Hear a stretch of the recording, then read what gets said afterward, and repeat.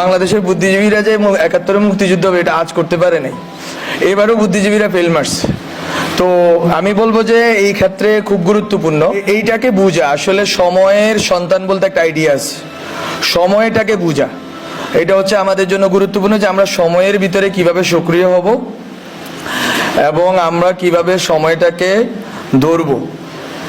আমি যদি বলি যে আমাদের এখানে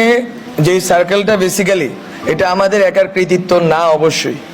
কিন্তু যেই গাঠনিক শক্তি ছিল ওই গাঠনিক শক্তির ভিতরে সবচেয়ে গুরুত্বপূর্ণ জিনিস ছিল যে ভাবাদর্শিক বোঝাপড়া। মূলত হচ্ছে যে আমাদেরকে লড়তে হয়েছে কিসের বিরুদ্ধে এটা আসলে আমাদের বুঝতে হবে প্রথমত, এবং আসলে সামনের লড়াইটার সাথে গণ অভ্যুত্থানের যে ধরেন না আপনার হচ্ছে 2 কি 3 সপ্তাহ যে সময়টা, শ্বাসরুদ্ধকর যে সময়টা, অথবা এর আগে পরে আরো কিছুদিন যদি বর্ধিত করি, অথবা অনেকেই বলতেছেন এখনো গণ অভ্যুত্থান পরিস্থিতি, আমিও মনে করি